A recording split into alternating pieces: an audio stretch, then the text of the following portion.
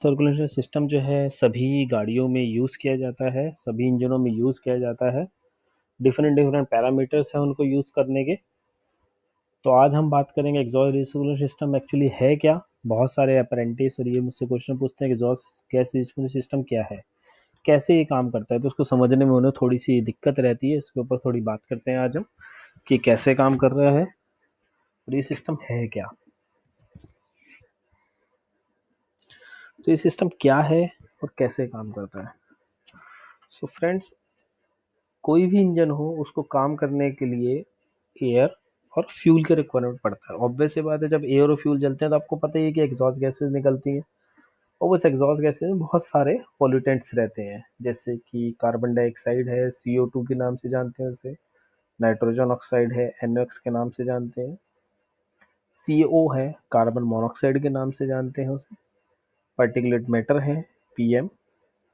Sulphur dioxide है, SO2।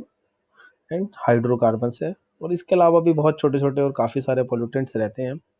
अब इन सब के अंदर एक पोल्यूटेंट है जिसका नाम है NOx, नाइट्रोजन ऑक्साइड। इस पॉल्यूशन को कम करना बहुत ज़्यादा ज़रूरी है, क्योंकि काफ़ी हार्मफुल है हमारी हेल्थ के लिए, हमारे एनवायरनमेंट के लिए, जिसे कम करने की बहुत ज़्यादा ज़रूरत है। इसलिए जो सिस्टम रेगुलेटर या जो डेवलपर्स इंजन बनाते हैं वो काफ़ी ध्यान रखते हैं कि ऐसे पैरामीटर्स इंजन में किए जाए जिससे NOx कम से कम जनरेट हो। तो EGR का जो सिस्टम है, एग्जॉस्ट गैस रिसर्कुलेशन, जो ये सिस्टम है, ये सोली अगर यूज किया जाता है तो only for reducing the NOx, जो नाइट्रोजन ऑक्साइड्स है, इन्हें कम करने के लिए ही इस सिस्टम का यूज किया जाता है। अब नॉर्मली NOx होते क्या है, ऑक्साइड्स ऑफ नाइट्रोजन, मतलब नाइट्रोजन का ऑक्सीजन से केमिकल रिएक्शन होता है जिससे कि नाइट्रोजन ऑक्साइड्स बनते हैं। कब बनते हैं? नाइट्रोजन और ऑक्सीजन एयर में काफ़ी मात्रा में है, भरपूर है। तो जब भी ये एक हाई टेम्परेचर पर, जो हाई टेम्परेचर रफली 1800 डिग्री सेंटीग्रेड के आसपास होता है, जब इस पर मिलते हैं तब जनरेशन होता है नाइट्रोजन ऑक्साइड्स का। अब ये आप लोग भी समझते हैं कि जब इंजन वर्क करता है तो उसकी वर्किंग के टाइम पे कंबशन टेम्परेचर 1800 डिग्री सेल्सियस तक आराम से पहुंच जाता है। मैं कूलेंट टेम्परेचर की बात नहीं कर रहा हूँ जो आप गाड़ी के मीटर पे देखते हैं। ये पिस्टन के ऊपर जो कंबशन टेम्परेचर जो क्रिएट होता है उसकी बात की जा रही है। सो वो normally 1800 degree Celsius, 2000, 2300 degree centigrade इस टेम्परेचर तक जाता है। और इस हाई टेम्परेचर पे एक कंबशन होने के बाद अगर कुछ ऑक्सीजन का लेवल बच जाता है, कुछ ऑक्सीजन एयर में बच जाती है, तो वो नाइट्रोजन के साथ रिएक्शन करके नाइट्रोजन ऑक्साइड्स में कन्वर्ट हो जाती है, जो कि बहुत हार्मफुल है। तो ईजीआर का सिस्टम इसी नाइट्रोजन ऑक्साइड्स को कम करने के लिए काम करता है। तो नाइट्रोजन ऑक्साइड को बनने के लिए एक समरी कर लेते हैं, रिवाइज दोबारा, कि क्या क्या चीज़ चाहिए। Main nitrogen, oxygen, and third continent है हाई टेम्परेचर, कि कंबशन में काफ़ी हाई टेम्परेचर हो। इसका मतलब अब आगे देखते हैं कि एयर कंपोजिशन क्या रहता है फ्रेश एयर में। काफ़ी ज़रूरी पड़ेगा हमें समझने के लिए, जब मैं आगे एक एग्जांपल से समझाऊंगा कि कैसे हम ईजीआर के थ्रू इसे कम करते हैं। तो जस्ट एन एक आइडिया हो सकता है आप लोगों को पता भी हो, तो नॉलेज ही रिफ्रेश होगा आपका। नाइट्रोजन फ्रेश एयर में 78% है और ऑक्सीजन रफली 21% है। तो मोटा मोटा यही 99% तो चले जाते हैं, और बाकी 1% जो एयर का कॉन्स्टिट्यूट बचता है उसके अंदर argon gases, other gases, carbon dioxide, ये सारी की सारी गैसेज है। ऑक्सीजन रिक्वायरमेंट भी है फॉर कंबशन। अगर ऑक्सीजन नहीं होगा तो कोई भी चीज़ बर्न नहीं हो सकती। अब एयर के अंदर इतनी बड़ी मात्रा में ऑक्सीजन और नाइट्रोजन है तो इंजन में भी अवेलेबल है। इंजन में हाई टेम्परेचर तो बहुत ईजी है कि कुछ भी अगर बचा तो वो ईजिली नाइट्रोजन ऑक्साइड्स में कन्वर्ट हो सकता है। तो हम नाइट्रोजन ऑक्साइड को कम करने के पॉसिबल तरीके क्या हो सकते हैं? सो पॉसिबल तरीके हैं, हम फ्रेश एयर, ये जो इनटेक एयर ले रहे हैं उसमें नाइट्रोजन को कम कर दें। ये 78% की जरूरत नहीं, इसको थोड़ा कम कर सकें। या अगर ये ना भी कम हो तो एटलीस्ट हम ऑक्सीजन को तो कम करें। अगर ऑक्सीजन 21% नहीं है, जो वो बच रहा है, उस बचने वाले ऑक्सीजन को छोड़ दें। हो सकता है हमें कम की जरूरत है तो हम कम यूज करते हैं, तो ये कम कर दें। और हम कंबशन टेम्परेचर को कम करें। अब ये तीनों ही चीजें काफी डिफिकल्ट है काम करना, कि कंबशन टेम्परेचर कम होगा तो पावर भी पूरा नहीं मिल पाता। अब इन तीनों चीजों को कम करने का अकेला काम हमारा एग्जॉस्ट गैस रिसर्कुलेशन सिस्टम अकेला कर लेता है। ये नहीं है कि नाइट्रोजन ऑक्साइड को कम करने के लिए सिर्फ यही एक सिस्टम इंजन पे यूज हो रहा है, और भी काफी पैरामीटर्स हैं। यूरो 6 की गाड़ियों में सिलेक्टिव कैटलिटिक रिडक्शन का सिस्टम आया है। कैटलिटिक कन्वर्टर्स ऐसे यूज होते हैं जो एनएक्स को कम करते हैं। तो ये भी पैरामीटर है, पर आज हम बात करेंगे एग्जॉस्ट गैस रिसर्कुलेशन की।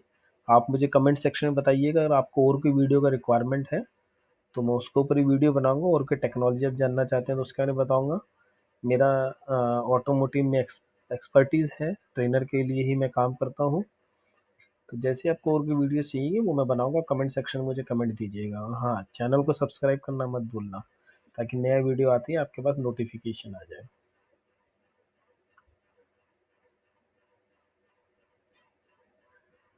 अभी एग्जॉस्ट गैस रिसर्कुलेशन जो है वो बहुत इंपॉर्टेंट है एनओएक्स को काम कम करने के लिए इंजन के अंदर।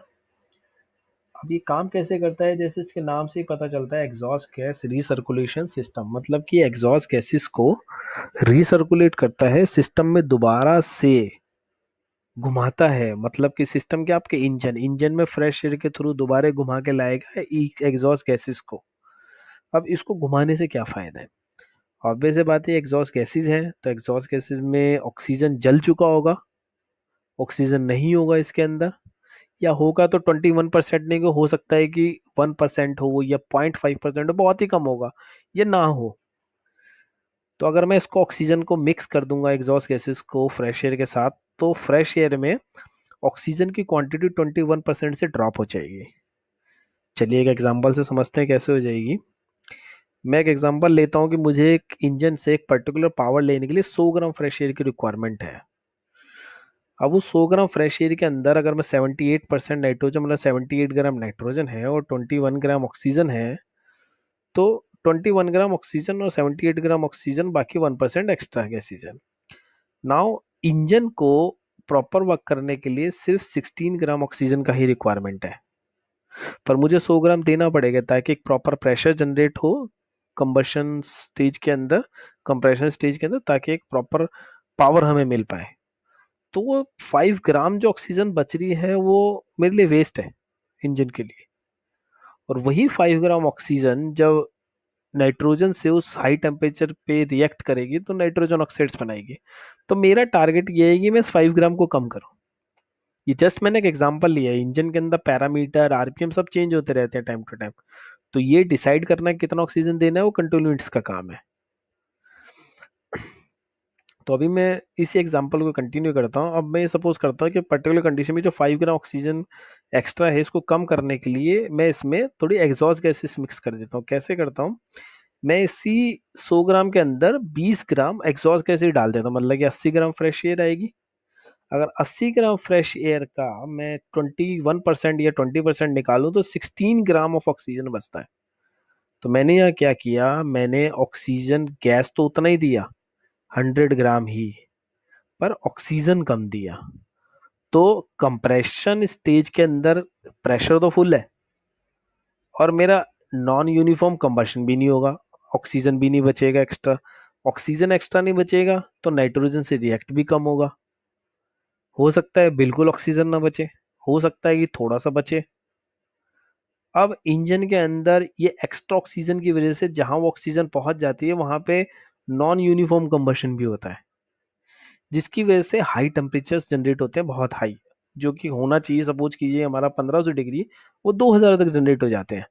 तो यही मेरा मदद भी करता है 500 डिग्री सेल्सियस तक एग्जॉस्ट जो टेम्परेचर है कंबशन को, उसको कम करने के लिए। तो इसने मेरे तीनों पर्पस सॉल्व कर दिए, कंबशन टेम्परेचर भी कम कर दिया, नाइट्रोजन भी कम कर दी, और ऑक्सीजन भी कम कर दी। मेन तो मुझे ऑक्सीजन कम करना था, टेम्परेचर कम करना था। हो सकता है अभी भी टेम्परेचर इतना ज्यादा जाता है बहुत बार इंजन की कंडीशन में जिससे कि वो बने, बट मैं ऑक्सीजन ही कम रख रहा हूँ। ये वो इंजन के कंट्रोनेंट्स हैं, उनके अंदर मैप है अलग अलग, वो डिसाइड करते हैं कि कितना देना है कितना नहीं देना है, उसके ऊपर चलता है। तो मैं समझता हूँ आपको समझ आ गया होगा किस तरीके से क्वांटिटीज में मिक्स करके ऑक्सीजन को कम किया जाता है वो। अभी अब जितने भी इंजन हैं वो डिफरेंट डिफरेंट आरपीएम्स पे काम करते हैं, डिफरेंट डिफरेंट लोड्स पे काम करते हैं। तो इसमें जो एग्जॉस्ट गैसेस मिक्स करनी है वो भी डिफरेंट होगी, हो सकता है किसी समय पे मुझे सिर्फ 2% एग्जॉस्ट गैस मिक्स करनी है, कभी 10% करनी है, कभी 20% करनी है जो फ्रेश एयर है जिसकी क्वांटिटी से। बट सबसे ज्यादा जो एनओएक्स जनरेट होते हैं वो नॉर्मली जनरेट होते हैं हाई पार्शियल लोड पर, सॉरी पार्शियल लोड पे जनरेट, पार्शियल मतलब कि 1200 से 2500 आरपीएम के बीच, और या आप अपहिल ड्राइविंग कर रहे हैं, फुली लोडेड व्हीकल है इस कंडीशन में। And the portion of exhaust gases sent back to engine is decided by different engine parameters. अब अलग अलग इंजन पैरामीटर्स डिसाइड करता है, मतलब कंटिन्यू डिसाइड करती है कि कितना उसमें मिक्स करना है। अब ये नहीं कि सिर्फ ऑक्सीजन को ही कम करना है, उसने बहुत सारे पैरामीटर देखे कि कूलेंट का टेम्परेचर क्या है, आउटसाइड एयर का टेम्परेचर क्या है, कितना एयर जा रहा है, कितना रिक्वायरमेंट है, लोड कितना है, इंजन परफॉर्म कैसा कर रहा है, कितनी पावर दे रहा है, बहुत सारी चीज़ों को डिसाइड करके कंटिन्यूट अपने मैप वेरी करती है और उसके अकॉर्डिंग एग्जॉस्ट गैस की क्वांटिटी को चेंज करती रहती है। कंपोनेंट्स के यूज होते हैं, ये इंजन का एक रफ स्केच है। इसमें देखें एग्जॉस्ट मैनिफोल्ड है, यहाँ से एक पाइप निकल के वापस इनटेक मैनिफोल्ड में जा रहा है जिससे एग्जॉस्ट गैसेस ट्रेवल करती है इनटेक मैनिफोल्ड। इसके यहाँ पर इस एरिया में आप देखेंगे इधर एक ईजियर कूलर है जिसमें कूलेंट फ्लो करता है। कूलेंट फ्लो होने से क्या करता है, एग्जॉस्ट गैस को ठंडा करता है। ठंडा करना एग्जॉस्ट गैसेस बहुत जरूरी है क्योंकि एग्जॉस्ट गैसेस काफी गर्म होंगी, गर्म होने की वजह से ज्यादा डेंस नहीं हो पाएंगी, भारी नहीं होंगी, हल्की हो जाएंगी, और हल्की होने से वो उस पर्टिकुलर स्पेस में कम एयर जा पाएगी हमारे इंजन में। जबकि हमें ज्यादा एयर भेजना है तो हमें हवा को भारी बनाना पड़ेगा, मोर डेंस बनाना पड़ेगा। डेंस कैसे बनेगी, भारी कैसे बनेगी, अगर उसे ठंडा करें तो यहाँ ईजियर कूलर उसे ठंडा करेगा, ठंडा करके वो इनटेक मैनिफोल्ड में उसको वापस भेजेगा। ठीक है, तो उसके लिए यहाँ पर ईजियर वॉल लगा रहता है। ईजियर वॉल को रेगुलेट करने का काम इंजन कंप्यूटर करता है और इंजन कंप्यूटर डिसाइड करता है उसे कितने परसेंटेज पे खोलना है, कितनी एग्जॉस्ट गैसेस भेजनी है। ये एक नॉर्मल मैंने एक गाड़ी का भी लेमैन बन दिया है यहाँ पे एक पिक्चर कि कैसे ईजियर रहता है। तो किसी गाड़ी में हो सकता है कि प्रॉपर इलेक्ट्रॉनिक वॉल हो, या पुरानी गाड़ी में हो सकता है आपको मिलेगी वैक्यूम ट्रांसड्यूसर हो, मतलब वॉल यहाँ होगा और ये वैक्यूम के थ्रू एक डायफ्राम रहेगा जिसके थ्रू वॉल को ओपन और क्लोज किया जाता है। तो ये भी एक पॉसिबिलिटी रहती है। यहाँ देख रहे हैं ये चार्ज एयर कूलर है जो एग्जॉस्ट गैसेस को ठंडा करने का काम करता है। तो ये था एग्जॉस्ट